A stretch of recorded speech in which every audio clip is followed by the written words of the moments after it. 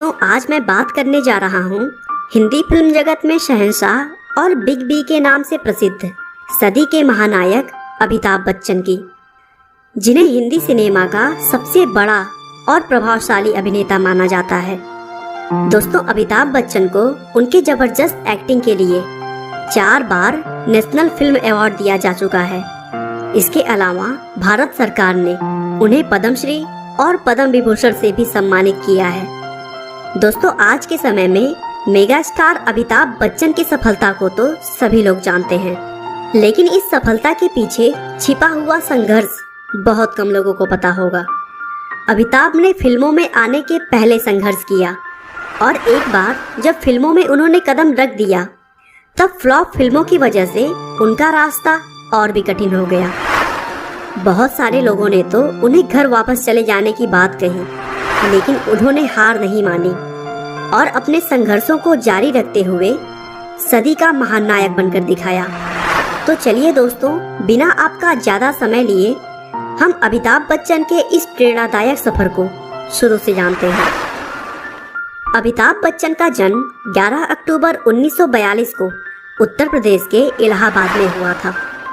उनके पिता का नाम हरिवंश राय बच्चन था, जो एक जाने माने कवि थे, और उनकी मां का नाम तेजी बच्चन था, जो एक समाज सेविका के तौर पर काम करती थी।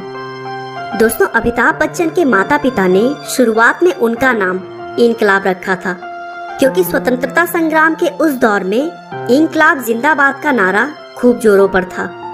लेकिन आगे चलकर हरिवंश राय बच्चन के करीबी दोस्त सुमित्रा नंदन पंत के कहने पर उन्होंने अपने बेटे का नाम अमिताभ कर दिया, जिसका मतलब होता है एक ऐसा प्रकाश जिसका कभी अंत ना हो। अमिताभ बच्चन की प्रारंभिक शिक्षा इलाहाबाद के सेंट मैरी स्कूल में हुई। उसके बाद उन्होंने आगे की पढ़ाई के लिए नैनीताल के एक बहुत ही फेमस कॉलेज शेरवुड में एडमिशन ले लिया, जहां वे पढ़ाई के साथ साथ नाटकों में भी पार्टिसिपेट करते थे। नैनीताल से पढ़ाई खत्म करने के बाद वे दिल्ली के करोड़ीमल कॉलेज आए, जहां से उन्होंने अपनी ग्रेजुएशन पूरी की।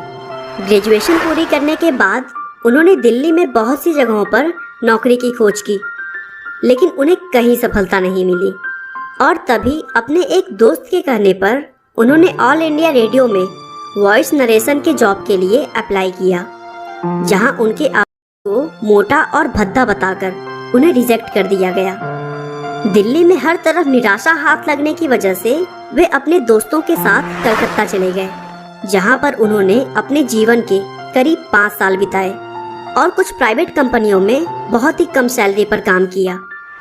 दोस्तों, अभी तक अमिताभ भले ही अपनी लाइफ को चलाने के लिए अलग अलग प्राइवेट जॉब किए जा रहे थे, लेकिन कहीं ना कहीं उनके दिमाग में यह बात थी कि वह शायद एक्टिंग के लिए ही बने हैं। इसीलिए 1968 में वे अपने आप को फिल्मों में आजमाने के लिए बम्बई आ गए। दोस्तों, आपको याद होगा, जहां एक बार अमिताभ बच्चन को उनके आवाज को मोटा और भद्दा बताकर उन्हें रिजेक्ट कर दिया गया था, वही फिल्मों में उनकी शुरुआत वॉइस नरेटर के तौर पर हुई, जहां उन्होंने फिल्म भुवन सोम के लिए अपना आवाज दिया। आगे चलकर राजीव गांधी से दोस्ती होने की वजह से उन्हें फिल्मों में आने के लिए ज्यादा दिक्कतों का सामना नहीं करना पड़ा और 1969 में उन्हें ए अब्बास की फिल्म सात हिंदुस्तानी में मौका मिल गया। लेकिन दुर्भाग्य से यह फिल्म बॉक्स ऑफिस पर धमाल नहीं मचा सकी और बहुत बुरी तरह फ्लॉप हो गई। लेकिन इसके बावजूद अमिताभ ने हिम्मत नहीं हारी और अपने प्रयासों को जारी रखते हुए 1970 में बॉम्बे टॉकी और 1971 में परवान मूवी में काम किया, लेकिन यह दोनों फिल्में भी सफल नहीं हो सकी। तभी 1971 में उन्हें सुपरस्टार राजेश खन्ना के साथ आनंद मूवी में काम करने का मौका मिला और तब जाकर अमिताभ ने अपनी दमदार एक्टिंग को साबित किया। उन्हें इस फिल्म के लिए film fair award for best supporting actor दिया गया। अब धीरे धीरे वे लोगों को पसंद आने लगे थे, लेकिन उनकी असली कामयाबी 13 फिल्मों के बाद 1973 में प्रकाश मेहरा की फिल्म जंजीर से शुरू हुई, जिसमें उन्होंने अपना पहला नेगेटिव रोल निभाया था। इस फिल्म में एक अनाथ की कहानी थी, जो कि अपने माता पिता का खून होते हुए देखता है और बड़ा होकर पुलिस ऑफिसर बनता है। यह फिल्म उस समय की सबसे सफल फिल्मों में से एक थी। इस फिल्म से अमिताभ बच्चन रातों रात सुपरस्टार बन गए और उन्हें लोग एंग्री यंग मैन के नाम से जानने लगे। बस यहाँ से अमिताभ बच्चन के फिल्मी कैरियर की सफलता शुरू हो गई और फिर उन्होंने एक के बाद एक अदालत और अमर अकबर एंथोनी जैसी सुपरहिट फिल्मों से दर्शकों का मनोरंजन किया। लेकिन तभी अचानक 26 जुलाई 1982 को कुली फिल्म की शूटिंग उन्हें एक एक्शन सीन में बहुत जोरों की चोट लग गई। दोस्तों, हुआ कुछ यूं कि शूटिंग में पुनीत इस्सर को अमिताभ को मुक्का मारना था और फिर अमिताभ को मेज से टकराकर जमीन पर गिरना था। लेकिन जैसे ही वे मेज की तरफ कूदे, मेज का कोना उनके पेट में जा लगा, जिसकी वजह से उनका काफी खून बह गया और हालत इतनी गंभीर हो गई कि ऐसा लगने लगा कि वे अब जीवित नहीं बच पाएंगे। लेकिन डॉक्टर्स की कोशिश और उनके चाहने वालों की दुआएं काम आई और उनका इलाज सफल रहा। उसके बाद 1983 में उनकी वह फिल्म सुपरहिट गई और उस साल की सबसे ज्यादा कमाई करने वाली फिल्म बनी। कुली में लगी चोट के बाद उन्हें लगा कि वे अब फिल्में नहीं कर पाएंगे, इसीलिए उन्होंने अपने पैर राजनीति में बढ़ा दिए।